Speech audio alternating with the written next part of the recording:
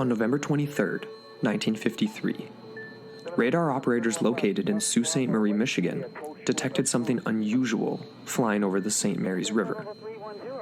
The operators spotted the unexpected craft within U.S. airspace, and radio operators made attempts to contact the unknown object. However, they received no reply. With no response, the U.S. Air Force Base located at Kinross was instructed to send a fighter to perform a routine intercept on the bogey. First Lieutenant Felix Eugene Moncla was the man selected for the task. Moncla took off from Kinross in the early evening of the 23rd, flying a USAF Scorpion F-89. He was guided by the ground control towards the UFO. Both the bogey and Moncla were registering on radar at this time. However, this wouldn't last for much longer.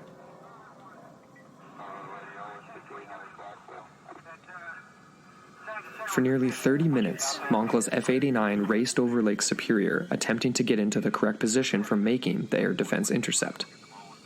The darkness of the night was beginning to set in, and his task at hand was becoming more and more difficult by the second. Nevertheless, Felix Moncla was a highly regarded pilot, and there was no concern from himself or the ground control crew about the safety of the intercept mission. In fact, the USAF had seen this particular UFO as a good exercise.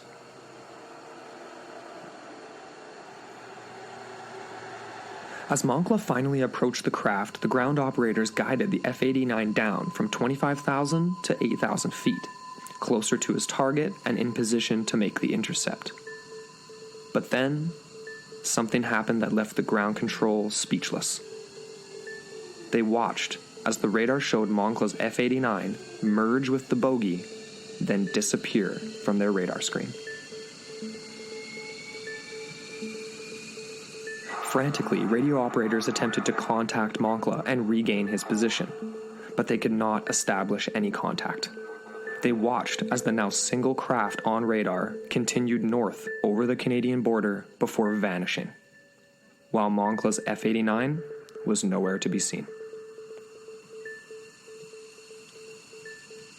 Almost immediately, another plane was sent out to attempt to make contact with Moncla's craft, or to spot anything else that was strange.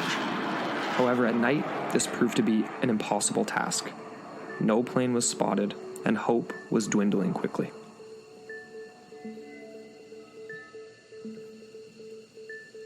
Neither Felix Moncla nor the F-89 were ever found. In later testimony to the Accident Review Board, the pilot of the search plane stated that he had heard a radio transmission from Moncla's F-89 40 minutes after it disappeared from radar. However, this could never be explained.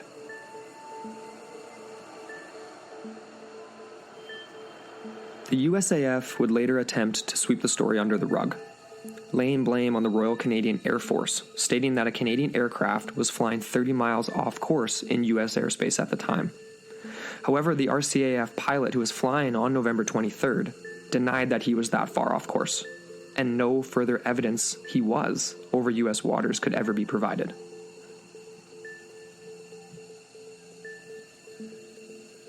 To this day, the disappearance of Felix Eugene Moncla over Lake Superior is one of the most bizarre cases within the Great Lakes Triangle, and has still yet to be explained. However, it is just one of thousands of unexplained crashes and disappearances over these waters that have compiled into one of the most ominous freshwater graveyards on Earth. Join us on Into the Portal as we focus on disappeared aircraft, inexplicable crashes, and theories in Part 2 of the Great Lakes Triangle.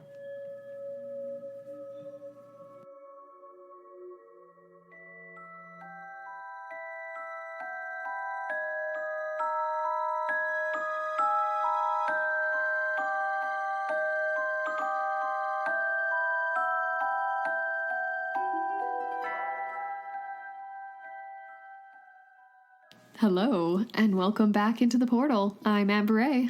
And I'm Andrew McKay. And we're back. Welcome back, everybody. Part 2. That's right. Of the Great Lakes Triangle. Yes. And we Part got 2, some really intriguing mysteries for you guys tonight. Yeah, we're taking a shift away from the water. Yeah, we're going to the air. Indeed. So we're focusing on disappeared aircraft and inexplicable air crashes, basically airline crashes. I mean, there's some bizarre accounts, and it's all related to the Great Lakes, and that's what we're going to get into. Yeah, pretty interesting stuff. But first, I mean, we started off when we first started researching this, I guess we came across like one of the most well-known dudes who's written about the Great Lakes Triangle, but then we went to buy the book on Amazon and it was so expensive, but that's J. Leland Gourlay. Yeah. But then we had somebody reach out to us on Facebook who said that they found the book for cheap at like a yard 50 sale. cents, man. And it's like this thing on the East Coast where everybody's got this book apparently at, or at least in Michigan or something. I think that's where she's from. Is she from Michigan? Okay. Something like that, yeah. Anyways, so actually, I think I wrote her name down at the end, but you'll get a shout out at some point here. But anyway, so J. Leland Gourlay, he wrote a book called The Great Lakes Triangle, and he was a specialist on it, right? He was a pilot. He was a pilot, and he was a researcher. He was a flight instructor, and he was a researcher. A little bit not obsessed with the Great Lakes Triangle, but just the idea that it's just incredibly bizarre that, like we mentioned in the first part, how the route taken by most planes, especially planes, right? Because ships are another thing; they move a lot slower. Yeah. But with planes, most of them go on a route that takes them about 10 minutes to cross the Great Lakes. Not very long. Not very far. And a lot of times these disappearances occur in great flying conditions. Yeah. That's one of the inexplicable aspects of it. Yeah. Sorry, there's going to be a lot of slurred words here because we're recording on a Saturday. And wow. We got this delicious bottle of Pinot Noir from Kalala. Indeed. Yeah, it's one of our organic wineries in Kelowna. We're so spoiled with our wine. Yeah, we get to record a podcast and drink Pinot Noir. It's great. Let's not get off topic right away. But anyways, yeah. So he definitely highlights the fact how when you're in a plane, you can literally see the shoreline from both sides. Like, it's not right. If it's clear skies, obviously. If you're flying above a cloud line, then you're not going to see that. But right. Your visibility, like, yeah, you should. And the fact that you should never be out of radio contact. There might be instances, say, and we're going to get into this more, but you might be out of radar for whatever reason because you are over water, and participate in this place. Precipitation is a variable with radar accuracy and stuff. So, yes. Which is interesting. That's something I didn't know. So, that's cool. So, I mean, yeah, Gourlay. I mean, like we said, he's the main dude here. But like the main dude. I mean, actually, that we're not going to talk about. After actually, you know what's funny? I actually don't know if he's still alive. I didn't actually pull that up. Oh, who knows? I hope he is, because then you'll see how valuable his book is. Very true. I mean, it came out in 1977. Yeah. So, I mean, it's not a crazy long time ago, but it's still was in the 80s or 70s. So. Yeah. I wonder. Give Gourlay a call. Mm-hmm. Well, tonight we are going to start with a case from the 1950s. It was Northwest Airlines Flight 2501 that happened to vanish on June 23rd, 1950. And it is an unsolved mystery that continues to this day. So over 68 years where this has not been solved. Crazy. Yeah, sorry. I felt like I was really serious for a second there. You were. It is a serious thing, though, because this represents one of the most deadliest airline accidents in American history. At that time, I know that there has been larger crashes in recent years that we're all familiar with. Yep. But at the time, it was very tragic. Right. And just to top it off, it was fine. It was fine weather. Again, like we mentioned, like these have a lot of really strange circumstances when it comes to that. Yeah. And it was just operating a daily transcontinental flight service that it does between New York and Seattle, and when it disappeared. And this was during the evening. Okay. And everyone on board, all 58 souls, ended up perishing. So very unfortunate. Yeah. And a lot of this will parallel another case that we're going to cover that it came in 1965. It was Flight 389. Right. But this one here, it's very interesting because it was in its descent, and it was requesting permission to descend further. It was at approximately 3,500 feet over Lake Michigan, 18 miles away from Benton Harbor in Michigan when it vanished from radar screens, and it was requesting its descent to go down to 2,500 feet. So, yeah. And it just vanished. Yeah, it really did. So this is... It's crazy. Like, they dragged the lake. They used sonar. Yeah. They dragged it. Yeah. I mean, that makes sense that they would, because it's such a massive accident. It's crazy. It is down there. Like, there was a debris, there was parts of the plane, there was human body fragments that were found floating on the surface, but divers were never able to locate where it was. Interesting. Which, actually, after studying the shipwrecks, makes me think that a big part of that would have been all the sediment and stuff of the mud on the bottom. That could have easily maybe swallowed it up. Totally. Who knows? Even though, like, at the same time, it's less likely that something would be covered up so quickly in a freshwater, in a lake, as opposed to, like, the ocean where there's more stuff going on at the bottom, you know what I mean? Like, there's not, like, tides and things like that in the same sense that you would have, like, with a wreck in the bottom of an ocean that would get, you know, like, would be gone more quickly. A current, perhaps, that would kind of... Yeah, like, there are obviously some... currents, I guess, or like there's movement, but it's not like a current, like, you know, like the East Australia. Exactly. Yeah. Exactly. You know, like, yeah. But this crash just totally makes me think of like what J. Leland Gourlay said at the beginning of his book, and also in the In Search Of, where he basically said that, like, this is one of those ones where there's just a complete lack of evidence. And that's the really bizarre. Yeah. Exactly. Yeah. Yeah. The lack of evidence. It's. The total lack of it, or the contradictory evidence. Exactly. And it's bizarre, because a lot of the times you read these accounts and there's no distress signal. There's nothing, like, to indicate that the pilots are in a bizarre state of mind, or that they're, like, out of it, or incapacitated, or I don't know. So in that sense, it is very interesting. Like, I did see a couple different accounts of this plane, or, just the story of the plane wreck and how little or how much evidence was really found. In one account, it was literally one blanket with the airline logo was located. Yeah. In another report, it was exactly like more luggage, several blankets, bodies found on the shores of South Haven where it was supposedly lost. And... yeah. It really gets more and more interesting, because you'd think after 68 years there'd be something that you'd be able to detect. And it's even like the Michigan Shipwreck Research Association, in conjunction with the National Underwater and Marine Agency, which was founded by, I just wanted to put this in here, mystery author Clive Cussler. Oh, cool. But yeah, no, all of these searches and research revealed nothing new, really. And it's really unfortunate. There was this one really interesting account I came across from a Jackie Eldred, and she was from the community of South Haven where the search was conducted for the plane. And it was interesting because the night of the crash, it was, according to her account, it was stormy, which is interesting because we didn't hear anything about poor weather, but she said it was stormy, and she was with her, I think it was her husband and maybe a few other family members, and she swore that she could hear a plane, like, going, like, circling around the house kind of thing, and like louder and louder and lower, right? They would get lower and louder. And she heard a huge bang, and her husband told her she was just imagining things. But she was totally terrified, and I think she was more in tune with what was going on because she actually did witness a plane crash in her family's farm when she was a kid, and so it kind of traumatized her, and she was very sure that this is the exact same thing. She knew the sound. Yeah. Yeah. Interesting. And she also stated that her family found body parts on the beach the next day, so... that would pretty much ruin your day at the beach. Yeah, I probably would never want to swim at that beach. No, probably not. Again. Yeah. No.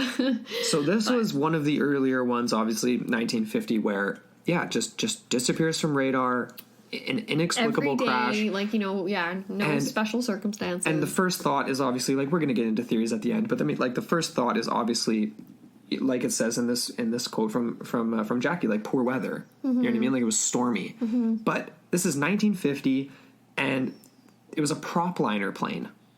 Like, these planes weren't, I mean, not to say that they wouldn't go out in bad weather, but if there was like a crazy storm over Lake Michigan, they probably were going to delay that flight. You know what I mean? Like, bad weather can come up quickly over the Great Lakes, just like it can in like the Bermuda Triangle, or like these other places that are similar over any body of water. Yeah, totally. But at the same time, it's like no distress call, loss of radar. Like, all these things are like almost like parts that don't necessarily just match up with bad weather. You know what I mean? It's just can't be chalked up to rain and wind. What is it then? We will get into it. But we want to stay on track. So, yeah. Do we? You're really trying to rein me in today. I know. Well, you know what? You got somewhere to be or something, or what? What? What are you Just saying? kidding. I didn't even really catch that. I said you got somewhere to be? No. Well, maybe. No, I don't have a life. This is my favorite thing to do on a Saturday. Honestly, this is it. So only 3 years later, we have our next inexplicable event. Yeah. Really. So this one to me is the most interesting. Like, this one's my favorite. Well, I don't want to. It's your pet story. I hate calling things like this my favorite though, because it's like tragic events. But it is really fascinating. So 1953. This is when did this happen exactly? November. But 1953, there is a.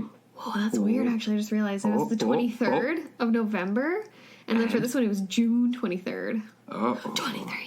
Number 23. Oh my God. It's a conspiracy. Sorry. Continue. No worries.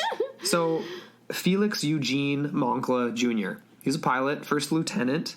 He was born on October 21st, 1926, and when you go to, like, the Wikipedia looking at him, it's like, it says that he's, October 26th to 1953 when he passed away, but they never found Eugene. Presumed dead. Felix Eugene. So presumed dead. He could still be alive in another dimension somewhere. 26? No. He's freaking old, man. No, I mean, like, if he got teleported to another dimension, he could still be 26. Maybe.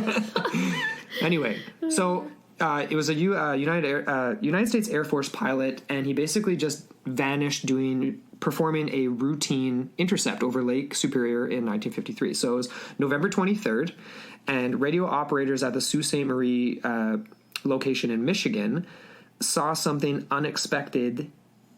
Basically, like, okay, wait, correct me if I'm wrong. So this was like they picked up something on radar that wasn't supposed to be there over St. Mary's River. Mm-hmm. So near Lake Superior and Lake Huron, right on the border of the U.S. and Canada.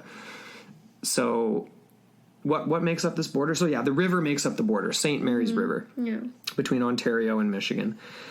And the radar operators identified an unusual target. It was in restricted airspace, and they didn't know exactly what it was, and it's routine to send an intercept, obviously, right? I think they were. Sorry, just to jump in there. No, please do. I think they were trying to take advantage of it too, because they did try and reach out to communicate, didn't get anything, I don't think, and so they were like, "Oh, let's take advantage of this and kind of do like a practice intercept." Absolutely, kind of thing. Yeah. So where am I here? So the U.S. Air Force. So it was an F-89C fighter jet that Moncla was piloting that day. Mm-hmm. So it's sent out to intercept this bogey, as it's called. I love that term, because at that point it's a bogey, right? It's a UFO, because you can't get contact from it. You don't know who it belongs to, so you don't know what's going on. So it's a UFO. So Moncla gets sent out. He's dispatched from Kinross Air Force Base near Sault Ste. Marie, Michigan, to intercept and obviously identify the aircraft that had appeared on radar. So for 30 minutes, the jet raced out over Lake Superior under the guidance of the radar operators. Mm-hmm. And meanwhile, on the ground, the radar operators could basically see two blips on the radar screen. One for the Scorpion, which I suppose was the name of Moncla's plane, that's obviously. The model, That was the model of the plane, the Scorpion. Man, what a badass name, eh? Boom, yeah. And then, obviously, the other target on the radar was the unknown, was the bogey. Mm-hmm. So the operator directed Moncla towards the object. Now, did you get any info on the visibility that day? It was a little bit, it was limited visibility, it's right? Dark, it was night. I'm not sure how. Was it? It was the middle of the night? It was. Okay. So no, it was evening. It was like evening. I think it was like 2100 hours. That's what I thought. Okay, yeah. So, but he was having a tough time. So the operator on the ground was guiding him, and he bringing them down from 25,000 feet to 8,000 feet. The C-89 Scorpion was flying at 500 miles an hour as they closed in on the unidentified blip. when suddenly the jet merged with that of the bogey it was chasing. So the IFF basically, signal from the jet was lost. Moncla was off radar. Yeah. The radar blip from the F-89 never reappeared. No, and it did. Did it sort of briefly reappear? Was that how it went? Sorry, the blip, like the unknown? The unknown blip reappeared. Yeah, Moncla, the two blips. Like the Moncla was gone. Moncla was gone, and then apparently. Oh, actually, sorry, maybe it did disappear. I saw an account where it did. It kind of cut out, and then it was sighted later on, and it was just kind of continuing its track. So it was just partially on the radar at the point when Moncla went. It was heading off north over Canada. Apparently, interesting. Mm-hmm. So never identified. Well, maybe potentially, but very conflicting accounts. Right. Do you want to just pick it up from here? Yeah. No. Well, you're doing a pretty good job. Where am I at here? So, the pilot of another F-89 sent on the search stated in testimony later to the accident board that he believed that he had heard a brief radio transmission from Felix Moncla about 40 minutes after the plane had disappeared from radar. Interesting. Yeah, he was sent after him, like a recovery effort. Now, that's a good chunk of time. You know what I mean? Like, that isn't just like, I heard a transmission 2 minutes after it disappeared from radar or something like that. It's just bizarre. You know what I mean? That's our word of the day. Bizarre word of the day. Bizarre. Yep. So 45 minutes later, he's got something on his radio, but he can't really make anything out of it. There's not really it isn't Moncla like calling for help or anything. That's the other thing too. There was no distress from Moncla. Never. Yeah. That's no distress calls. Part. No. Nothing. There was no indication that he was in trouble. There was no. I mean, that's Amber taking out a DVD. In case that picked up on the audio. It's a great movie, just so everyone knows. It was just humming in the computer there, so we had to take it out. Yeah. Murder on the Orient Express. That's right. Yep. So, yes. So basically, the story is, though, that Felix is gone. Plane disappears. He gone. He gone. Normally it's she gone. This time it's he gone. He gone. And it's really sad. sad. Last time too. It's a sad story though. Like it was kind of he had just recently been married, I believe, and he was a young guy and a good guy. I mean, people seem to really like him, like from the accounts of other pilots and stuff. Like he was a likable dude. Okay, the thing about this case too is that. Yeah, like you're saying, like, yeah, he's an awesome and dude. Confident, and not the type for this to happen to. No. So it just makes it that much weirder. And when you start to go down the rabbit hole of this one, yeah, you go down the rabbit hole. Yes. Because there's definitely some conspiracy type of things. There is some people that believe that the Air Force is covering up a possible UFO story. I've definitely seen some parallels to the way that Philip J. Corso describes the way Roswell was handled in his book, The Day After Roswell, that we got from our friend over at Our Strange Skies. Yes. Hey, Rob. Hey, Rob. What's up, buddy? Yeah. But no, there's definitely some cover-up of the media and just outright denial from the Air Force. There was kind of a back and forth and a lot of discrepancies between the Canadian and the American accounts. Right. And yeah, there is this hypothesis that perhaps the UFO or the bogey, as is described, was actually an RCAF, so the Royal Canadian Air Force C-47 jet. Right. That was out on a routine whatever. And, just bip it around. Yeah, routine, but in its own airspace. So... I know that. Okay. So this is just weird because the Canadian government actually denies involvement and they deny that any of their jets were in the area at the time of the disappearance. And what actually comes about is this idea that they would actually have had to have violated U.S. airspace to be in the area that this bogey was, because it started off on the border, and I think it actually did meander into the U.S. The reason they thought it was, they thought it could have been an RCAF C-47, but that plane was 30 miles off course, right? So, like, it was, like, they thought that, it is the RCAF C-47, but it's just on our side of the border, which then it wouldn't be in its airspace. It would be in, international, or in U.S. airspace. US, yeah. Yeah, and so it's very interesting. I did come across a account from the pilot of this supposed Dakota C-47 jet from the Canadian side of the border, and it was piloted by a Gerald Fosberg. Because there was a flight, obviously, just to be clear. There was a flight on the Canadian side. Yes. And this guy, it was very routine for him, and I actually have a public statement that he made well after the investigation and everything. But this is a quote from him. He says, quote, "I remember the flight reasonably well, and had just checked my logbooks to confirm the date. It was a night flight. We were probably at 7,000 or 9,000 feet over a solid cloud deck below and absolutely clear sky above, somewhere near Sault Ste. Marie, north of Kinross, I think near a ground station. I can't remember whether it was American or Canadian. Asked us if we had seen another aircraft's lights in our area. I do think I recall them saying at the time that a USAF, so a U.S. Air Force, had scrambled an interceptor and that they had lost contact with it. We replied that we had not seen anything. A few days later, I received a phone call from someone at Kinross who was carrying out an investigation on a missing aircraft. I could only tell them that we had seen nothing, and that was the last I heard of the incident." And he claims, like you said, he was never 30 miles off course. No. And that he was never told that a missing aircraft had been trying to intercept him. You think he would be easy to sort of communicate with? You would know, right? If an aircraft's trying to intercept. Exactly, because you would see it on your screen, too. On your radar, you would see it. Anyways. Yes. So... He literally said, he said in an interview that he had never been in his entire career that even remotely that close, that far off course. Like, that was unheard of to even suggest that he would be that far off course. Yeah. It was, like, offensive to him. He was offended that people, like, said you were 30, like, was that you? He was legit, like, upset when people suggested that. Yeah, because that just He's like, shows you're a flying veteran. Inept. Yeah. Like, you're a however many years flying vet, right? Like, yeah, not likely. And it's kind of unfortunate, too, because there is no record of communications between Moncla's Scorpion and this C-47, so there's no way to confirm whether he established contact, and there's no way to confirm whether... like, there is no record of communication between the Canadian jet and ground...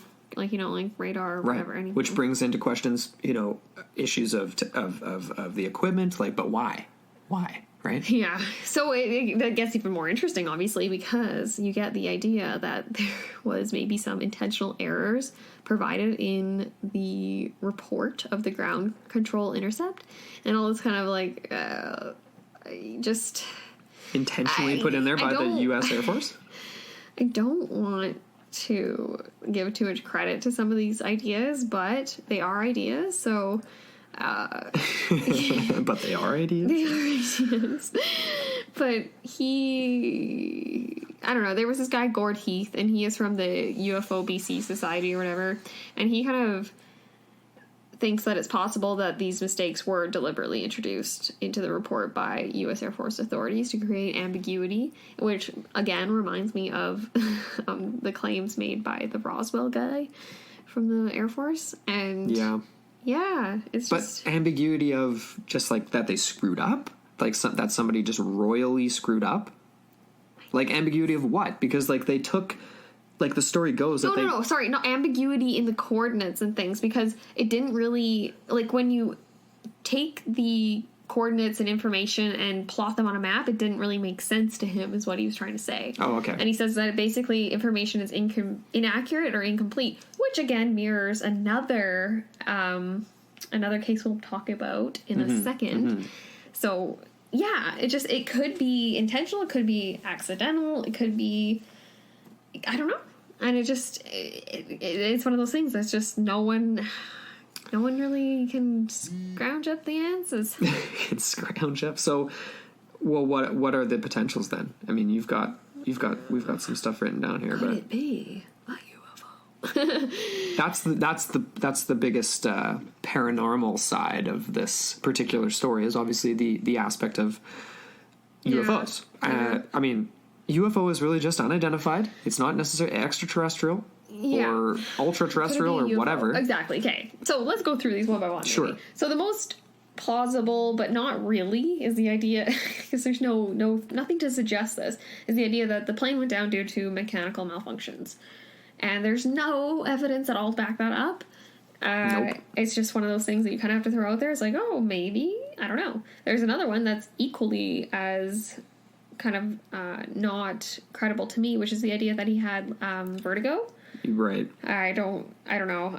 Apparently, like, there's some people that'll hype up the fact that he had it in his life previously, but for you to be in a plane and literally just, like, really though, like, that just seems really. Yeah, no, I don't think so. I mean, like, sure it's the early 50s and stuff, but they still, I mean, the training was intense, and like, this guy was a pilot in his late 20s. He had flown many times. It was a fairly routine procedure. It wasn't extreme weather, like vertigo from what? And you would think you obviously have to pass, like, physicals, you have to pass mental. Yes. Like, you if you're not at capacity, you're not flying. He was a young, fit man. Yeah. So for him to get vertigo in a situation that is not a special flying situation would be pretty bizarre. That'd be more out of the ordinary than many other things. And there's the other idea that maybe perhaps the Royal Canadian Air Force jet brought down the plane. Oh, there's a conspiracy, eh? That kind of is, yeah. But then it's like,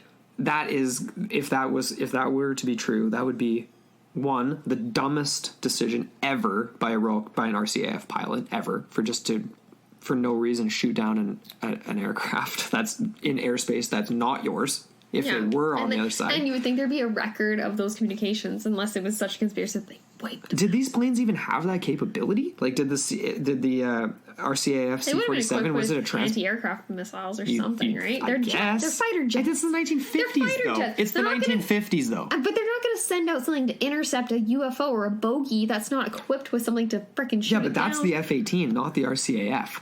Oh, well, it was another fighter jet. It wasn't... I guess. So I'm just saying, I don't know that much about planes, so if there's any listeners out there that are aficionados and plane people, please hit us up, because I'm just thinking it's like... mailbox at gmail.com. I obviously know that there was, like, airplane warfare, like, it was important during World War II, obviously. That's when it became a big deal, but whether or not it had heat-seeking rockets, I don't know. You know what I'm saying? I don't know if they had the ability to...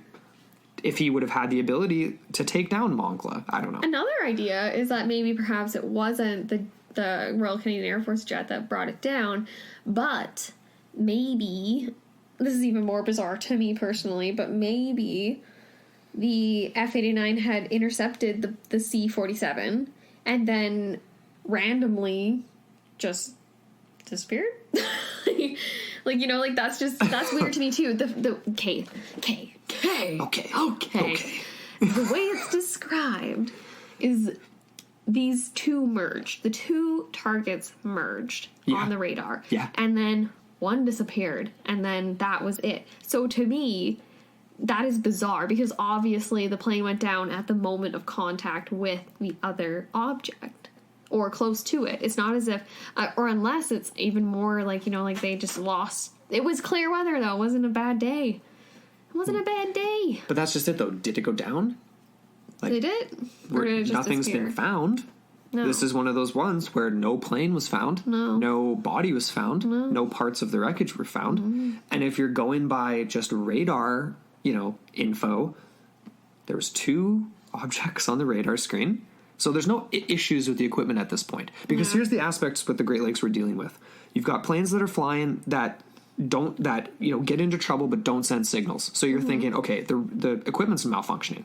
They're going through some sort of weird territory where either from the ground position or the position in the air, they can't communicate because the equipment's not working. Then there's the equipment's working just fine, but nobody uses it when they should. Exactly. Right? Yeah. Or, I mean, just all of the above, I guess. I mean, like, in this case, it was both.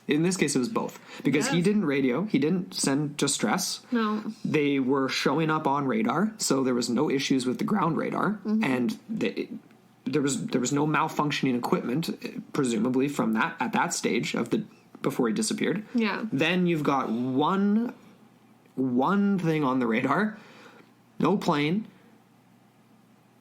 and that's it. Just gone. And then you see, okay, the weirdest part too is the fact that there was the blip seen tracing northward across Canada and then just disappearing into the north. Yeah. That's bizarre. UFO, Canadian aliens. No. I'm just kidding. Don't make them Canadian. I'm just kidding.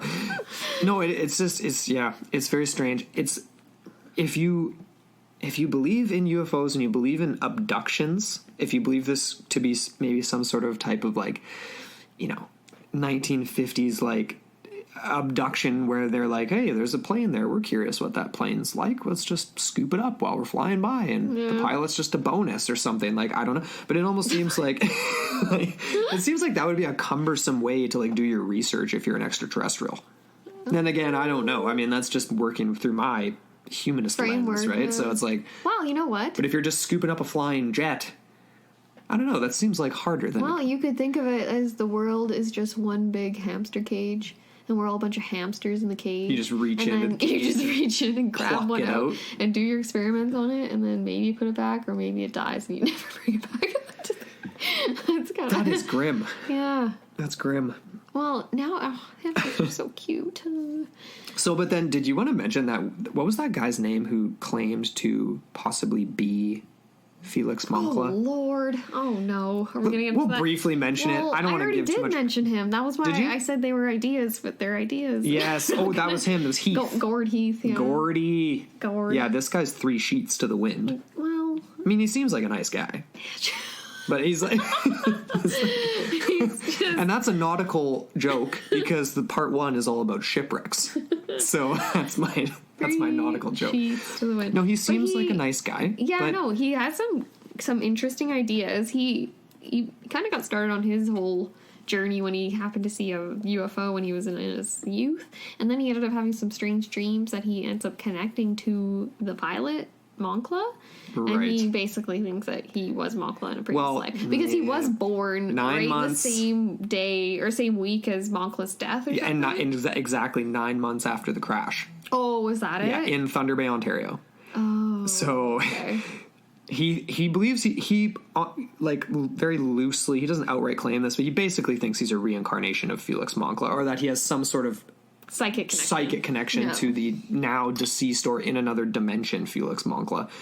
He basically described a dream where he is a young boy that gets taken to a hilltop looking over the lake, and he sees the plane of Felix Moncla flying into a UFO and being taken into a UFO, and that's his vision.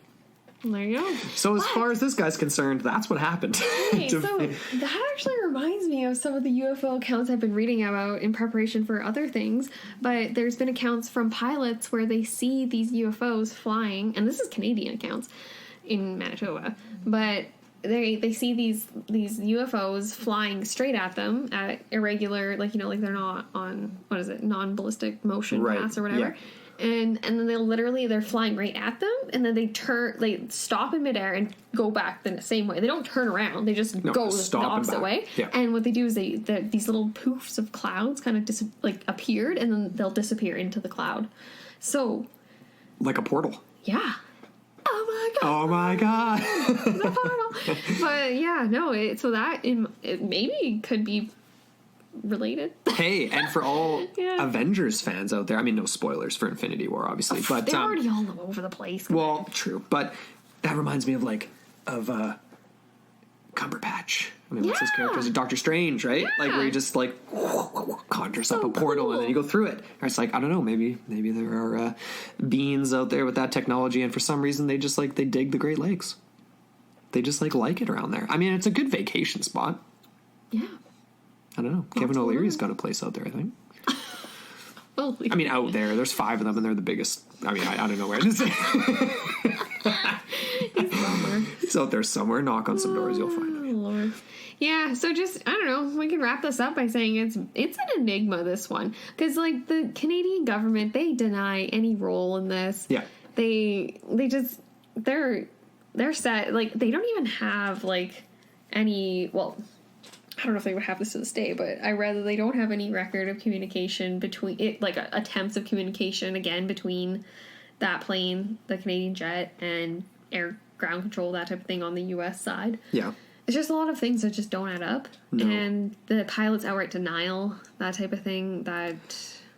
And when I, I watched a video interview of this guy, and he... Did you? Yeah, and he was, like I said, he was offended that people would suggest that he was that far off course. And he did not seem like the type of guy to... I mean, this is the 1950s... Like, the U.S. and Canada are friends, and this is the 1950s. This is right after World War II, where we're really good friends, and we're like, and especially being so close to the border, and the United States Air Force and the RCAF, they worked together. They would do like training missions and stuff together, like on the border over the Great Lakes and stuff like that. It is out of the realm of possibility for RCAF to have shot down that plane or to have any hand in the disappearance of... I'm stating that as a fact. That is not a thing at all. You're going with that. All right. Well. Anyway, on that note... We're ready for a break for another awesome promo. We love these guys. Oh my gosh. This is such an awesome one show. One of our faves to put on, especially when we're doing research. We can just have them on in the office. Okay, and every time Amber puts it on, I have this weird dance that I do to the intro. I can't help it, but I just have the same sort of great fist pumping motion. I don't even know. It's like you're running through a video game. It's like I'm running monsters chasing after you. I'm like Mario jumping over the giant Venus flytraps or something. I was listening to one of their latest episodes, and they had this awesome round table where they were talking about one of the hosts' personal experiences with the paranormal or close encounters, and it's actually, oh my gosh, it's so entertaining. Did we even say what it's called? No, we haven't yet. We're saving this for the end. We're gonna hype it up. But anyways, you got me all sorry. But what I was gonna say was they had an awesome new theme song that was all power metal. Oh. It was so hilarious. So I just wanted to mention that. But it is none other than Kryptonaut Podcast. Yes. They're huge fans, so go check them out and listen to this awesome promo. Here we go. Welcome to the Kryptonaut Podcast, hosted by Mark Storrs, Chris Carnicelli, Rob Morphy. Join us weekly as we explore everything from aliens, cryptozoology, the occult, ghosts, paranormal phenomenon, ufology, and unsolved mysteries. All while keeping a close eye on our reptilian overlords that dwell in the flat, hollow, robot-infested Earth. This is the Kryptonaut Podcast. We are available at KryptonautPodcast.com. You can find us on iTunes, Spotify, Stitcher Radio, iHeartRadio, and YouTube. And we're back. Mm-hmm. So make sure you guys go check out Kryptonaut Podcast. And don't forget to rate, review, and subscribe to those guys. So we're moving on now. We are bumping up to the mid-1960s. So 1965... This is, I guess, arguably one of the most well-known ones, and probably, maybe not the most tragic, but definitely, not a pleasant event. Mm-mm. So 1965, United Airlines Flight 389. Here's how the story goes. Normal flying conditions that day. It was August 16th, 1965, when the plane was prepping to leave from LaGuardia Airport in New York en route to Chicago. So super routine flight, not a crazy long distance, and a fairly predictable flight path and all that kind of stuff. Surprisingly, there were no radio communications that were interrupted throughout the duration of the flight. So unlike other disappeared planes and stuff, there was seemingly no issues with the radar or radio. The pilot and co-pilot were present on the flight recorder the entire time en route to Chicago, and it was in optimal conditions. There was no intense weather conditions reported. There wasn't stormy weather. It wasn't a bad day for flying. So the plane went to a level of 6,000 feet in preparation for their landing in Chicago, and the pilots' voices are heard on the flight recorder as they were examining the altimeter as they were heading in to, prepping for their landing. And we looked up altimeter. What's the altimeter, babe? It has to do with the altitude. That makes sense. Measuring the altitude. Profound. Mm-hmm. So they went to 6,000. They were checking their altimeter, and they were at the right altitude. Now, it was basically right up until the last second, right before this plane plummeted into Lake Michigan. They were still just checking their altimeter, checking their instruments, as if everything was normal. Like they were just doing a routine reading and then straight into Lake Michigan. So, yeah, that's the story of United Airlines Flight 389. Got anything? Yeah, well, that's the story. I did uncover the aircraft accident report from the National Transportation Safety Board.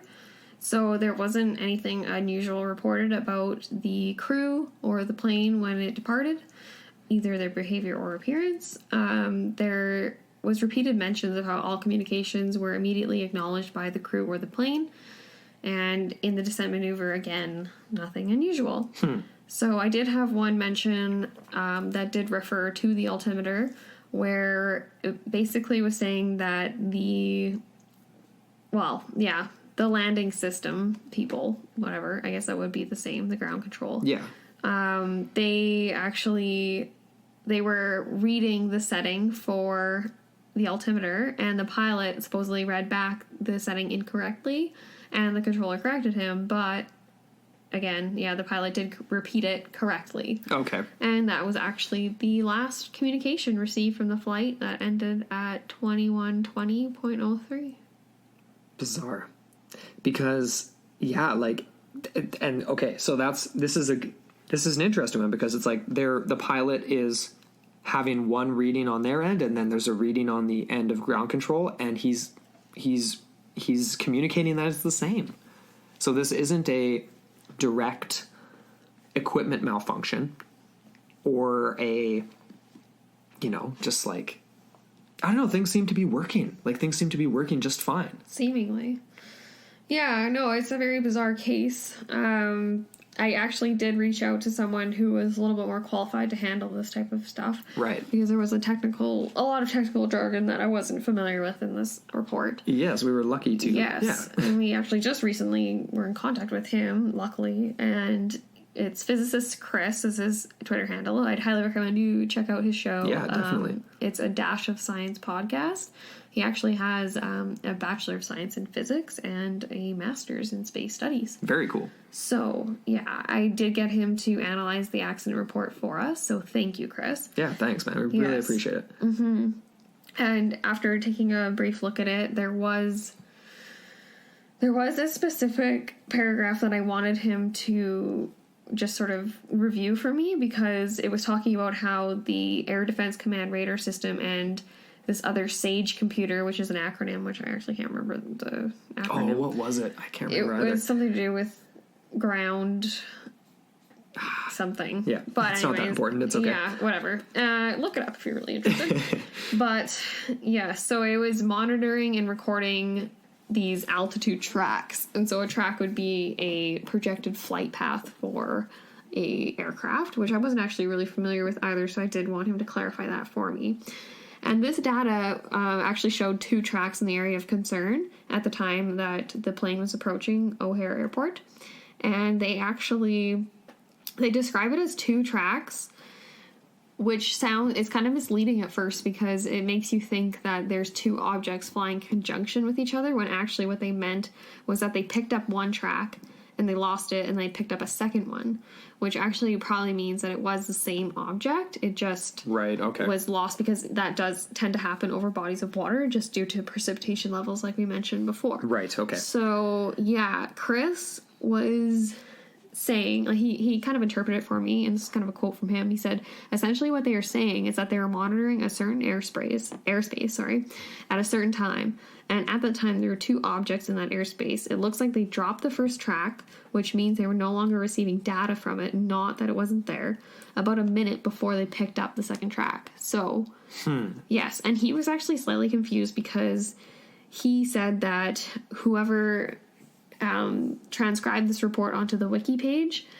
only gave latitude and longitude in degrees and minutes, which isn't the standard. The standard is the format of degree, minute, second. And without seconds, the precision of those locations are lost, like they're rough. They're within a mile. You can't. Yeah, okay. And that's a decent. That's a pretty wide range, really. Yeah. Miles. So he he was of the mind that it was pretty likely the same object that they lost and then reacquired.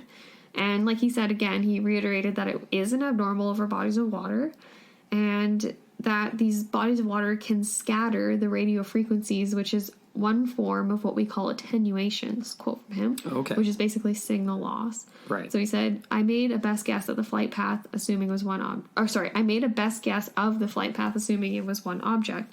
So keep in mind the precision is 1 mile in any direction, and the altitude points are estimated as they are correlated with time instead of with location. End quote. Gotcha. So, yeah, again, like, it's very interesting. Like, I wonder if that was missing in the original report as well, because to me that seems not very legitimate. And we are going to include this accident report for our readers, our listeners. And, we have readers too. We have a lovely blog. Well, you can read our resources. Yeah. But yeah, we will keep track of that. And we actually will provide the plots that Chris provided for us. Yeah. Yeah, he actually sent that over to me, so that was really helpful. And it Very actually did helpful. show a very smooth trajectory, straight line flight path, Yeah. which would correspond to. And he did, again, keep in mind this is a rough estimate within a mile in any direction. So you could make the assumption that, like, I just want to play devil's advocate here for, like, the paranormal and be like, well, there could be some sort of convergence of a UFO and this flight, and it could be something a little bit weirder. It could be similar to what we discussed with Moncla. Right, where there's the multiple on the radar and then... Yes. Yes, yeah. So, again, very bizarre. But, yeah, I was really appreciative. So thank you, Chris, for doing that for us. We will definitely reach out to you again Absolutely. in the future with any radar questions or anything else related to space, perhaps. Yeah. I think he works for NASA or something. It was very cool, though. Yeah, we're making some great... And I was listening to a show, and it's great. It is awesome. It's a very, very rational, logical approach to really cool things. Yeah. Like, yeah, it's a huge range, really. Like, I was listening to one about, like, bees and stuff. Well, not bees, but he mentioned bees. Anyway. Very cool. But well, yeah, we need that on our show, right? And we got a little bit of that with our Ed Leeds Scalman Rockgate episode and stuff. But it's really nice to meet guys like Chris here, and well, two Chris's in our lives now, I guess, with two scientists. So many Chris's. No, that was really interesting information. Yeah, okay, this episode was called Bees, Aliens, and the Evolution of Intelligence, which was really cool. Because cool. He was talking to it was some chick that had a PhD in, like, bee science. Bee science. You keep emphasizing bee. Like. But she was talking about how, like, you can use the model of bees to sort of, like, maybe create a theoretical model of alien intelligence and intelligence versus, oh my gosh, what was it? Not knowledge. It was like, it was different ways. Okay, yeah, I know what you mean though. Like, they just, like, a way of knowing, like another way of, like, they just, they're advanced and they're sophisticated yet simple. Yeah, I don't know. Yeah, anyway. Here we are after. I had just dived into that episode. I didn't actually get to the end of it yet. Okay. So anyway, yeah. I'll get back to you next week with the conclusion. That's right. So, but back to this story with Flight 389, though, just to kind of cap it off. I mean, what do you think about this particular one in terms of? Well, it's just bizarre. Again, it's just there's no reason for it. No, I mean there isn't. There was good weather. It was for like. As far as, like, the actual data, because, like, they did recover the plane. Yes, they did. And Yeah, they, like, recovered it and they weren't able to determine, like, it's just bizarre. Because, like, you hear about flights like the MH370 one, and they haven't found that one. And that is a huge space. This is a freaking lake. Like, I know it's a big lake and you can see it from space, but yeah, it's a lake, man. No, like, it's you can cross limited. it in 10 minutes. Yeah, flying. And you'll see in those photos, if you go look at our resources, like, the flight path was on the lower end of the lake too. It was just like the little U-shaped bowl thing, so it shouldn't be that. And, like, yeah, no distress calls. No. Just them on the thing checking their altimeter. Yeah. Which is like, okay, and here's the thing. Picture this in your minds, listeners, okay? You are a co-pilot or whatever. You're fly on the wall in that cockpit. There's a plane, like, from their perspective, like, this is what I think. Their perspectives were just they were completely not of the right mind because they were crossing through some sort of zone that messed with their heads. Mm-hmm. Because they're tapping on their altimeter saying, I wonder what our readings are. Like, is this correct? Mm-hmm. And you're an inch from smashing into Lake Michigan. Without a distress signal, without anything. There's no rationale for that. And then big storms. No. Just clouds. And then they recover the black box eventually. I don't know if it was called that then or whatever, the flight recorder. They recover stuff from the crash. They go over it meticulously, and you can see things like, I mean, crash investigators can tell even in the 60s, they could tell things down to the very last detail, right? Nothing. There's nothing malfunctioned. Presumably they can. No, they can. They can tell specifically what if a light turned off on the dash at impact. They can tell exactly how much fuel was in it at the time of impact. They can tell all kinds of things like that. There's nothing wrong with the plane. Yeah. And it goes back to what that Gorley guy was saying. Because, like, I'm just reiterating this accident report. There were this quote from the report, there were no reported discrepancies to any aids in navigation in use at the time of the accident. Communications. That's another quote. The aircraft was in radio contact with Chicago air traffic controllers with no reported discrepancies. It's just like, there's this... It's just weird, man. Yeah. Now, okay, are we moving on to this last one? To this last bizarre one? Are we doing? Yeah. Okay, this is even weirder. And I think so. There was a lot of information. No, it was kind of a quick. There isn't a lot of information because once again, there just isn't a lot of information. There's not a lot of evidence other than anecdotal evidence of the and just the straight missing person. Obviously, yeah, exactly. The person isn't there anymore. Do you want to take this one? Oh, excuse me. Well, yeah, we can. Yeah. We'll tag team. We're gonna do it together. Tag team it. Yeah. Oh my god! What? Holy Christ! You just had an epiphany. Jeepers, the look on Amber's face, everybody, was just like extreme. I just went to read the date out, and it's another 23. Oh my gosh, it is. Wait a second so here. Weird. This is so weird. Wait a second. Is it actually? This is so weird. That's 3 then. So the one we just covered was August 16th, so it's not. But this is bizarre. So April 23rd, 1973. That's 3 then. That's weird, man. 3 out of 4 ain't bad. So don't fly on the 23rd of a month. No. Over the Great Lakes, obviously. So this was Robert Joy Jr. of Michigan, and he reported this was on the 23rd. I feel like we need to go watch the number 23 now. I think we're going to have to after this, yeah. But anyways, so he was flying with his father. They were flying tandem, so they had two fairly small planes, like, like more like single passenger type, whatever. He called it a lake amphibian plane that his father was flying in. And they were flying pretty much side by side. I think Robert was a little bit ahead, so they were kind of like at a diagonal. Because he says there was one point where he said... he looked behind and he didn't see his dad there anymore. Like he looked behind him off his left wingtip. Yep. So the way it went down was that they were flying over Lake Erie, and there was a sudden fog. And he had a visual of his father off the left wing of his plane before entering the fog, and then he got a mysterious transmission from his dad right before he disappeared, but he couldn't make it out. And that was pretty much... And then it was just gone. Yeah, But you would think you're in a little plane, you're flying that plane, it's not as if you're not in control of this thing. Yeah. You think you would maybe do a little maneuver to go circle around, maybe see if you can... Well, I mean... You know what I mean? Or you would circle, or you would be flying maybe, and you'd look, and you'd see the plane crash, presumably, below you. Yeah, the sudden fog, air quotes, is the thing that's like... We're going to get into that in the theories. Yes, because these things happen where it's like, all of a sudden, perfectly great day. Next thing you know, there's 60-mile-an-hour headwinds that nobody else can feel except for, one plane. Mm-hmm. But in this case with Robert Joy, so fog comes up, loses sight of his dad's plane. They go through the fog, and the plane's gone. He can't see it. It's off radar. He can't pick it up. But yeah, there's just he assumed that his dad crashed, right? He assumed, he was like, I can't find him. There's nothing here. He just assumed that he plummeted into the lake. Mm-hmm. They searched, couldn't find the plane. No plane. No plane. And no father. He never came back. Maybe he just ran away to Vegas or something. I don't know.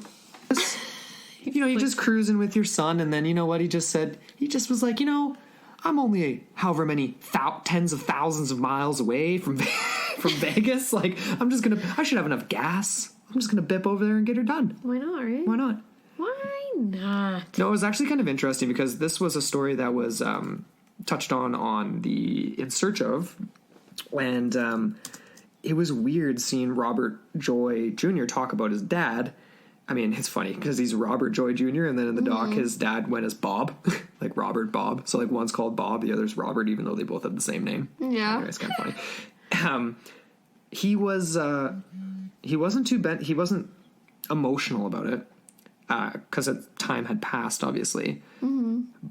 But he was bewildered because they were both. He was a less experienced pilot, but they were out there on a day where, if something was going to happen to his dad's plane in that circumstance, it should have happened to him as well. That's a bizarre thing that, like, I'm going to touch on in a second, the theory section. But with this account, it's similar to others in the sense that Robert's flying ahead of his dad. He gets a distress call. Well, he doesn't know if it was a distress call. He got a garbled transmission from his dad, which reminds me of the Felix Moncla, where there was a pilot that went searching that supposedly got a transmission 40 minutes after the disappearance that was from that plane. Mm-hmm. This isn't 40 minutes later, mind you, but it's still a transmission that for no apparent reason he can't interpret it. Mm-hmm. He can't hear it. Yeah. Even though they're right side by side. They're right there. Is it because of the fog? Well, and then he goes through the fog and the plane's gone. Mm-hmm. Now, once again, I am not a plane guy. I'm not a mechanic, an engineer. I'm nothing. I know nothing. Nothing. But I'm fairly certain that if even in 1973, these two planes, they were checked out before they took off. Like it would be like, what are the odds of a plane that is totally good to go, cleared for a flight, to just drop out of the sky from a malfunction? Like, what are the odds of that? It's better odds to win the lottery. Yeah. And some people might chalk it up to like, oh, these were private planes. Maybe they weren't maintained properly, but I don't even want to really suggest that myself. No. And the reason is that they're a part of clubs. And those clubs have mechanics. Okay. So, like, people do their own work on their own planes. Yeah. But Robert Joy and his father... that's like seaworthy for the air. Yes. This is air quotes. Airworthy. Airworthy. Well, you know what I mean. Like, you know, they're... Flightworthy. Yeah, exactly. There's going to be some sort of... And it's funny, too, because I did try and check into this further, like, from where we went off from the In Search Of, and there's not a lot to really dig up on Robert Joy Jr. And I don't know if that's because it's a really common name, or if because it wasn't a very highly publicized case, or anything like that. That's a super common name, I'm thinking. Like, it is, It almost sounds like a made-up name. But it isn't. I mean it is. I'm seriously questioning In Search Of right now. Yeah, like, we've got sources we think are legit. I mean, we do our homework. I mean, History Channel isn't always, well, you know, like, you gotta sift through. You do. Right? You have to have a critical mind about everything. Of course. Including what we say on the show, right? Because we want you guys to be just as active about this as we are. And when we see a source, we do like to check it out further. And a lot of the times, maybe you can't find any more information. So we just want to put it out there and be as transparent as possible. Absolutely, yeah. Totally. But it's not like we're going to ignore it because we can't find another, like, you know, a primary source or another more reputable source or whatever. But we just, you know. I'm going to go out on a limb and just say definitively that he's definitely a guy. I mean, this happened. It's like, paid actor. Yeah. He's a real guy, though. A real human being. Oh, dear. He was really there. He was there. On film. On the lake. Oh, God. Yeah. So that kind of wraps it up. Like, we didn't want to cover, well, we didn't want to go overboard. Like God, we did with the so many shipwrecks. puns. This is just infinite puns. Oh, God. Oh, dear. Yeah. Yeah. We're getting to the You know deep what's end. funny? We're getting into the deep end. Oh, my God, Amber. It's funny. Well, you know, we're having some Pinot and it's a Saturday recording when it's like some pretty dark topics, but we're just like, I mean, it's a cash conversation. It's a Saturday night mystery. It's, Yep. you know, That's great a good- entertainment. I like that name, Saturday Night Mystery. It's like Saturday Night Dateline. NBC. Oh, God. Okay, so... Real life mysteries. All right. Okay. So, theories. So, going back to part 1, obviously, that was shipwrecks. Part 2's aircraft disappearances and wrecks. Yeah. So, these theories are sort of encompassing both. Well, some of them are more, obviously... They're oriented relevant. one way or the other. Yeah. You want to kick it off? Well, I always put you on the spot there. well, wait, what do you want from me? What do you want from me? Here, like, Kate, for me, I just, you got some funny, hilarious crackpot idea here that I'm not really going to touch on at all. I'm just going to just keep scrolling past that one. But we did discuss sea waves, obviously, in the first episode. This is definitely a tangent on this part 2, but we did have some information on seashells, and I actually did come across a couple of really, well, not a couple, one helpful video from this professor. I can't remember what university he was part of, but he demonstrated how sea waves can form underneath the surface and how they can, it's almost like you were describing the analogy in the bathtub, right? Where you start to slosh get some, back and forth, you get sloshing waves, and then they just start to roll over, and they can just get really, yeah. So that could explain potentially some of the shipwrecks. That isn't really what we want to like focus on too much for this part, right? No. But we did just want to mention that, I guess. Right. Because it's in the notes. It's in the notes. Hey, I think the Seiche waves, I mean, the water, activity on the water does play into the plane crashes and disappearances and stuff like that, because obviously you're going into the lake, you're thinking, hey, it's a freshwater lake. You should be able to drag that thing and find a plane crash. But if it crashes and then obviously you're not searching for things right away necessarily, and like there's things like Seiche waves on these lakes, oh shoot, things can get washed away, right? It's like it can add to the... Well, that's just it. If the sediment could sort of like get like tossed and then Possibly. added on, it's almost like a scoop of a shovel, and then it gets redeposited on top of the object. Holy! Possibly. These are- Because there's these are areas dots on of connections. these lakes that are quite shallow. Yeah. Right? Like where ships need to know how they're navigating, otherwise they're going to run aground. So if a plane crashed in an area like that was a little more shallow, and the weather conditions permitted for a Seiche wave, then that would explain why some of them like can't on be the found. edge of Lake Right? Michigan, Yeah. like that. There you go. We Yeah. just, yeah. Yeah. So, what is your pet theory? Maybe I'll just put you on the spot then. Oh, man. Okay. Yeah. I mean, well, it's hard to have a pet theory for the Great Lakes Triangle in terms of plane disappearances, just because each disappearance or crash is relatively unique. There's similarities between certain ones crossing over, like the Moncla one and the Robert Joy Jr., where there's transmissions that come after disappearances, and it isn't just a straight up, you were at 20,000 feet 1 second and then you're at the bottom of Lake Michigan the next. I think I lean towards that the Great Lakes is an area of ton of fresh water, and we discussed this with Brian and Angelo. Fresh water is a hot location for UFO sightings and phenomena.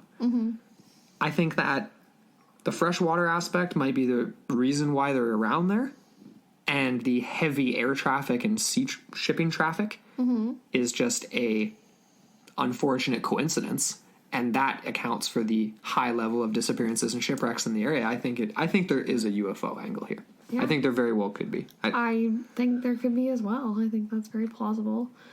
I have my other crackpot idea. I'll give at the end for fun. Oh, that's not your crackpot. What? No, I got a crazier one. You do. Hey, I got an even crazier one. The guys at Graveyard Tales will be laughing at me for this one. Well, okay, for me, I'm just going to go ahead and give my little pet theory. Well, not even a pet theory, but a lot of this stuff, especially when you get elements of fog, you get elements of sudden either no radio communication or a sudden blip in the radar where it disappears. And what that all sort of like brings to mind for me is the idea of electronic fog. Yeah. For people that aren't familiar with electronic fog, it is kind of the phenomenon that isn't it isn't widely documented, but it is documented in extreme, bizarre cases of, say, okay, so I'm thinking specifically back to that one episode of Astonishing Legends where they were talking about Flight 19. Yeah. And then they also got into, later on, I can't remember what the actual name of the episode was, but they had someone on that had been flying over the Bermuda Triangle, and I think it was just called Electronic Fog, an interview with so-and-so. I can't remember the name of the person. But they were talking about, like, the guy that they interviewed was talking about how essentially he experienced this weird, bizarre interference with all of his electronic devices as he was flying over the Bermuda Triangle towards Miami. Right. And he had done this so many times before. This was routine for him. He knew exactly how long this flight takes him. And he actually experienced time travel, or like a loss of time, where he one point he was seeing all these crazy visuals where he could see almost like a warping tunnel around him of this like fog clouds, I don't know. Yeah. And it seemed alive, he described it. Yes, it seemed cognizant, and it was wrapped around him is how he described it. It was a part of him in the plane. It wasn't something that he could avoid and swerve out of or get out of, and it came on really suddenly. And so for me, that just brought to mind, like, when we were reading over these cases, I was like, oh my goodness, like, you know, like the bizarre circumstances, like, this could maybe be caused by this. And I it could, like, in my theoretical mind, if it's messing with electronic devices on some planes, it could also mess theoretically with things like the altimeter, which would give false readings of the altitude potentially. But I don't know enough to actually say conclusively whether or not that particular instance with Flight 389 was the ground control saying their altimeter reading to the plane versus the pilot reading his altimeter reading to the ground. Yeah. So for me, there is a bit of ambiguity in that sense. For sure. But I don't know. I think electronic fog maybe could be involved, and that is paranormal, and it has been documented in conjunction with UFO sightings and things like that. So that's my little pet thing. I like that one a lot, and I think it makes sense. Yeah. The thing about electronic fog is, I mean, yeah, it is paranormal because nobody really knows what exactly it is or what conditions allow for it, I guess, right? Mm-hmm. There's the other aspect that Gourlay talked about in his book too, about the agonic line, and it makes me electronic fog makes me think of the agonic line because I wonder if there's any correlation between the two. The agonic line is a line on the Earth, a geomagnetic line on the Earth where basically magnetic north and true north are the same direction. Really? That doesn't. Normally they're opposite. Yes. Mm-hmm. Now, in the words of J. Leland Gourlay, how this would be correlated to an accident, an airline accident, or a shipping accident has never been conclusively determined. It's one of those things where it just happens to be a commonality. This agonic line happens to run not only through the Great Lakes Triangle, but into the Bermuda Triangle. Interesting. So there are so many disappearances and wrecks that happen along or near this agonic line that it's almost too frequent to discount as coincidence. But at the same time, it can't be outright. You know, there's nothing conclusive about it either. You know, and it's the same with the geomagnetic grid in general, which we talked about with Rockgate and the idea of secret levitation and things like that. You know, it's pseudoscience. Mm-hmm. There's a large element of pseudoscience to it, but at the same time, I mean, it is a thing, and whether or not that plays a part in these accidents or not, I don't know. That's really interesting. Yeah, because we hear that all the time when we're diving into all sorts of things. Like it happened to come across that with Rock Gate. That's right. With Yeah. Coral Castle and that type of thing. And of course, again, a lot of like the more like ancient megalithic structures, things like that. And where you look into that, a lot of people will draw conclusions based on that sort of theory. I'm still so curious about magnets. I know, I want to right? know more. I know, right? And Chris explained a lot to us. Not physicist Chris, but Chris from the Mad Scientist. Yeah, Chris podcast. Cogswell. Yes, Chris Cogswell. But it's just it's still an enigma to me. I know, right? Well, we are not scientists. That's why we. That's why we do this. Exactly.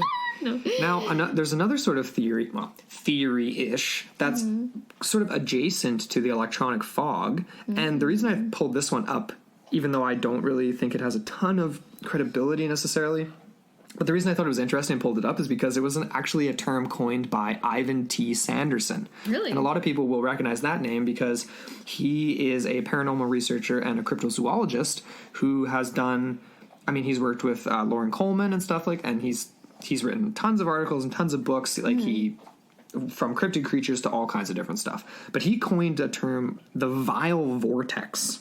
So it's basically a vortex theory.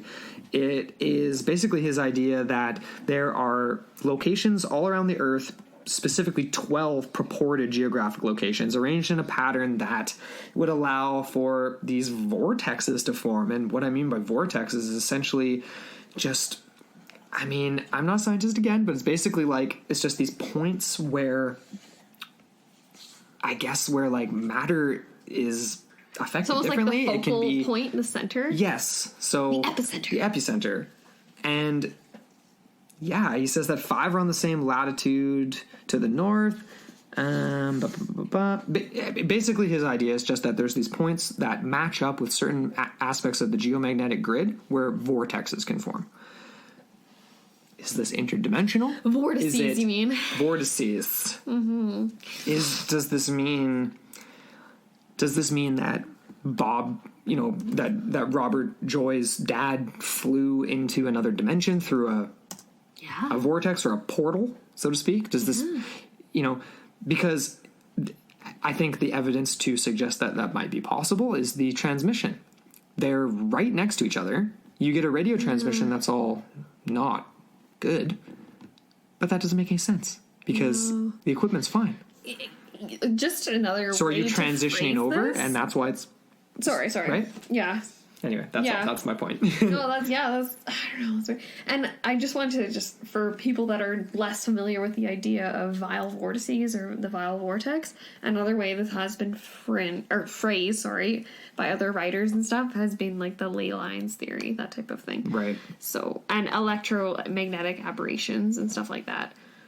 And oh my gosh, this is on Wikipedia, but apparently this phenomenon was addressed by Plato in the book Anti-Gravity in the World Grid. Get out of town. Is that just complete BS? No. That is totally BS. That's so funny.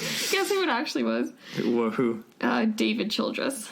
So we're already familiar with David Childress. Yes. Yes. But that's hilarious. That's a few thousand years off. Someone changed it to Plato. Which is why you can't trust Wikipedia. No, I know, right? I know. So funny. But totally. Yeah. Well, so that's another one. That is another one. There are so there's the UFO, so there's extraterrestrial, ultra-terrestrial, some sort of other beings that are messing with us. What if there's silver swimmers in the Great Lakes? Well, is that yeah. That could, you never know. It could be. It's not very deep. That's the only thing about it, that all 5 of the Great Lakes are not nearly as deep as Lake Baikal. So silver swimmers might be easier to find them. I don't know. But shoot my ass down. But that was a very half-baked idea. Indeed. But, sort of adjacent to that, though, with the idea of there being civilizations underwater, there was something interesting found in Lake Michigan. Oh, yeah. It's worth mentioning. Uh-huh. It's sort of known as the Stonehenge of the Great Lakes. And obviously people know what Stonehenge is. And, there's some that believe that Stonehenge is one of these locations that matches up with the magnetic grid, or the, some sort of a grid on the Earth where energy can be harnessed, right? Okay. But basically, people found, I can't remember who exactly it was. There was divers who found they actually just picked it up on like sonar first. They're like, they were like, oh, there's these weird, large objects in a formation that seems peculiar, but it wasn't too deep down. I think it's only maybe like 40 or 50 feet down. It's not even too crazy deep, I don't think. Oh. Like it's at a location on the lake that's not like super populated, so they didn't want a lot of people to know where it is, but basically they found a formation underwater that's very similar to Stonehenge, a circular formation with rocks that have been placed very specifically. And on one of them, this is a stretch, but they say that there's like a engraving of a mastodon on the rock. I actually saw the clip of that, and okay, they hyped it up so much, and on top of that, these people, was it Monster Quest or was it? I think it was Monster Quest. I think it was, but I don't want to say that conclusively, but that was one of the many documentaries that we tend to watch on doing research for this.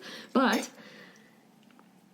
they really seriously, like hyper. What's the word that I'm looking for? Like they exaggerate it? No, like I intensified the image. Oh, enhanced it. Yes. Yeah. Where they basically added their own drawing of a mastodon on top, and then they show that, and then you go back to like this dive scene where they're underwater, and then there's like it just looks like live. Like it's just a rock with some cracks in it. Exactly. It's just a rock with some cracks. And it's just a very coincidental mastodon shaped bunch of cracks. It looks like a mastodon. It's not as if there's like paint on it or like, you know what I mean? Right. Like or carved into it. Like it's just the freaking natural looking But crack. the reason that this is sort of significant as something to reference for this episode is the idea that there was a pre-Neolithic peoples that discovered that this location now underneath the waters of Lake Michigan was some sort of source of energy, and that's why they built a Stonehenge-esque place there, and that ties into the geomagnetic grid theory and why planes drop out of the sky. No, I don't think so. I don't know. I find it hard to buy that. I just thought it was kind of interesting that they found this and were like, let's look into the Stonehenge of Lake Michigan. It's like, yeah, the regular Stonehenge that's above ground is for crazy people, for modern day druids that go there and still, they practice their summer equinoxes and solstices and whatever, that type of thing. And I believe that there's certain places that have energies that can be harnessed, no doubt. And I believe the Great Lakes is probably one of those places. But just because you find something that resembles Stonehenge under the water I don't think that correlates to the disappearances of aircraft. It's a stretch, energy. But I mean, it could. So this is Lake Michigan too. So Lake Michigan is kind of an epicenter for a lot of this. Well, it has its own little triangle. Yeah. It's a triangle within the triangle. So where does the Stonehenge rest? It's in the south end, so it's in the area. It's down there. Wait a second. So that would have been right near Flight 389. Uh-oh. Oh. Things are getting interesting here. We have to do a part 3. Uh-oh. No, just kidding. But if you guys do have any additional information or things that you would like to add, which is the exact same as additional information, okay, we will include it and we will give updates if anyone has anything else to say on this. Yeah.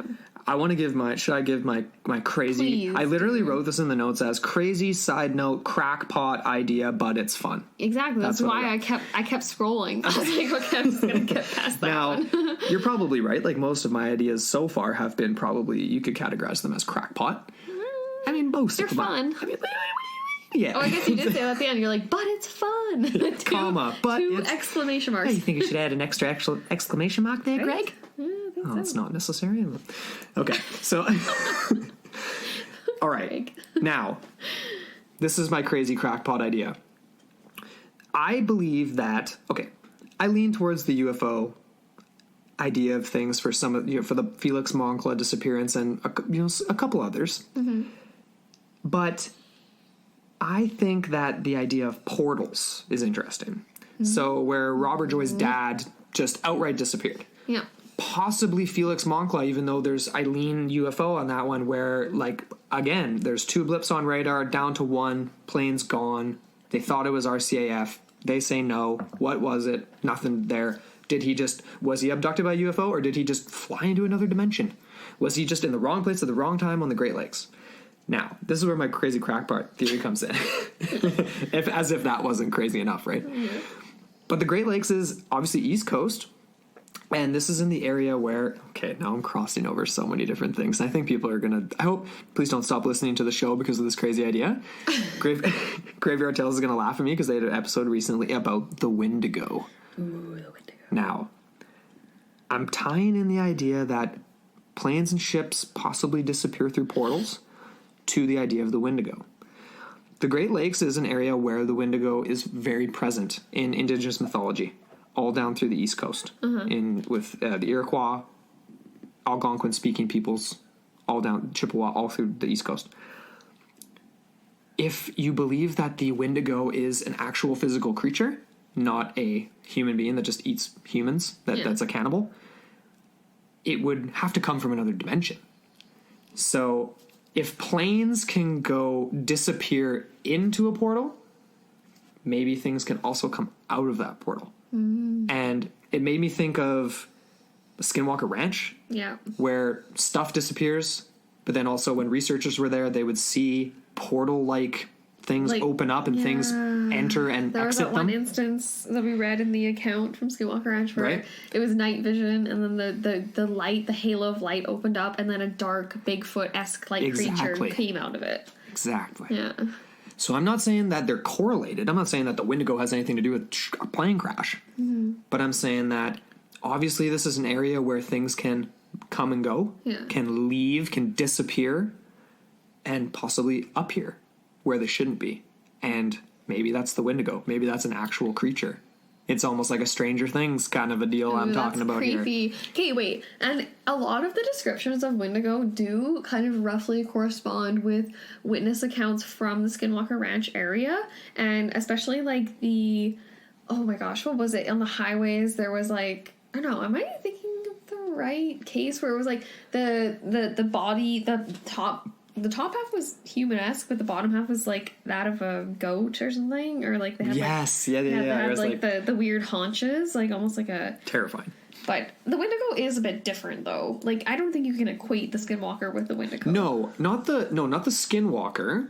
But just the idea but the portal on Skinwalker Ranch, and the idea that these things might not be of this world, and if there's an area where they can come and go, it might match up with the Great Lakes, because there are our own ships and planes that come and go. Sometimes they don't come back. They go out and they're gone. And if it's out in the ocean, it makes more sense. Yeah. So the fact that the Wendigo is a very, very, very present folklore on the East Coast, around the Great Lakes, I think that's an interesting correlation possibly to be made. Well, hopefully Graveyard gets at us and tell us what they think. No, they're just going to... Adam and Matt are just going to be laughing at me. Oh, man. Well, does that wrap it up for theories? I think that's kind of wrapping up. It kind of does. So we did cover the... I'm leaning your way, though. I'm leaning, honestly, after this and after I just gave my craziness, I think I'm leaning your electronic fog. Well, I don't even know if I'm really leaning... I do like that idea. I don't know if that really encompasses everything that we discussed, though. That's just one aspect. That's the difficult thing about it. And it is more relevant in regards to planes. Right. And I'm not saying that electronic fog type phenomena couldn't happen to ships, especially in the case of say the Kamloops or whatever. There's sudden... Or what's the one from the 1970s again? That was the Fitzgerald. Where there's no... I don't know. There was radio communication. I feel like that, again, has a lot more to do with the elements of water and things like that. So, well, but not necessarily, though, because even the Fitzgerald, they had communication right up to the last second. The first mate's on radio saying, everything's fine. Everything's fine. So that's just a weird, anomalous perception, maybe. So...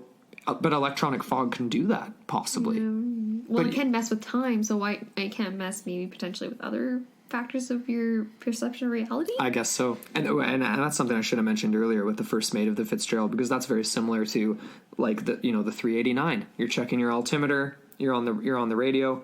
Yep, we're checking our altimeter. Just something's a little weird. It's not quite right. Psh, you're in the water. Yeah. Fitzgerald. Yeah, everything's fine. Everything's fine. Yet the boat had been filling up with water for 3 hours before they went under, and nobody even knew.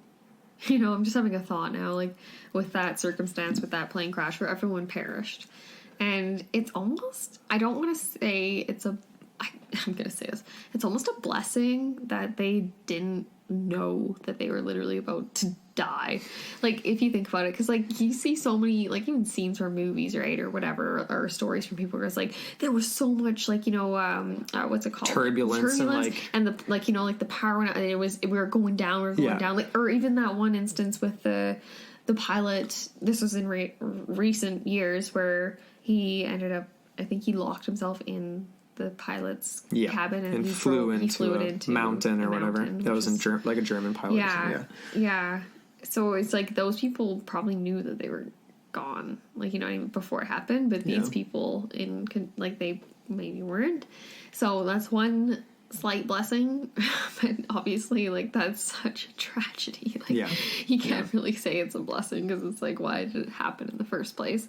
And that's just it. We do not know. And the researchers had no explanation. And that basically leaves us here. And like, we have our theories, but at the end of the day, the Great Lakes Triangle it's less known, obviously, and that's why we chose to talk about it for 2 episodes. Yeah. But there's been less instances in recent years. Yeah. But that doesn't take away from the sheer number that have happened over the last several hundred years, from shipwrecks to plane crashes. It's more distress calls per square mile than any other place on Earth, which is absolutely bizarre. I mean, nobody would, if I'm sitting at a coffee shop in BC and someone comes up to me and says, what do you think is the most dangerous body of water in Canada? I'm going to think like Atlantic Ocean, Pacific Ocean. It's not in Canada, but it's like either end, right? I'm not going to think like one of the Great Lakes that crosses the border from US to Canada, like, right? Like, if you don't know, or maybe know even of it, like maybe the northern ocean, absolutely, like or in the Arctic or whatever. Ice. Absolutely. But it's just one of those things. I want people to know about this one because I've asked so many people when we were researching it, and we're like, Great Lakes Triangle. No, what? What's that? Yeah. But it's really cool to have this kind of in our backyard, so to speak, even though we're out on the West Coast. This is really fascinating, fascinating. And we'll probably do a follow-up when we visit the East Coast. Maybe we can drag Brian and Angela out for a boat trip. And on that note, we have a few announcements. Aw, yeah, we have some thank yous. Yes. I want to say thanks to Shannon first of all, for her 5-star review on Facebook, and also for the potential lead on snagging our own copy of the Great Lakes Triangle. Yes. She sent us an awesome message. She's like, I didn't know this was that valuable. I got it for 50 cents at a yard sale. I was like, what? Wait, and we so honest. Like, if she managed to track down another copy, I would totally compensate her any sort of expenses or whatever. Oh my gosh, absolutely. And then some. Like, we'd figure out, we'll work out some serious swag for sure. As well, we did want to give big hugs to Ember and Quinn from Fiercely Altered Perspective for their glowing review on iTunes. Thank you guys. Really made my day. And earlier. Happy birthday to Quinn. Yeah. Belated birthday, I think, now, but... was it? I'm not sure. By the time this comes out, it'll be belated. Oh, I guess, yeah. The time recording, maybe not, but who knows. And we have one other big announcement. Yes, we do. This is super exciting. So we are very, very excited and very, very proud to announce that we are now members of the Podfix Network family. Yeah. So Podfix is an awesome network with some indie shows where, I mean, all different genres. We still got to we got to catch up. Lots of like pop culture, film, gaming, so many in between. Just really cool stuff. So we're really excited to bring a paranormal angle to the network. Exactly. And so stay tuned for some collaborations with some of the shows on Podfix, and make sure you go and check them out. Yes. Check out Podfix, check out their shows. There's so many good ones. Including us now, which is just, I'm we'll ecstatic. have a link to everything. I'm going to update our webpage so that it's all up there. Yes. And you guys can go check it out. Absolutely. Yeah. Well, I think that pretty much wraps her up there. Yeah, it does. Once again, thank you so much for listening, and we will be back next week for episode 14. Indeed. Stay tuned.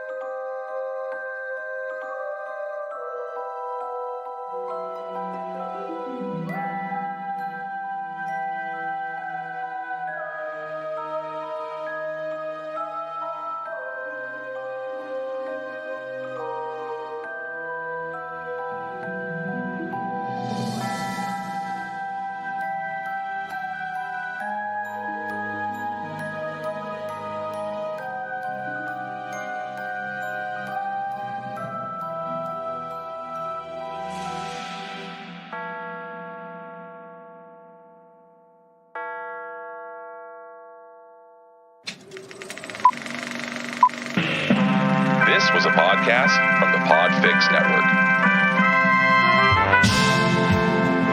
You can check out more shows like it at podfixnetwork.com.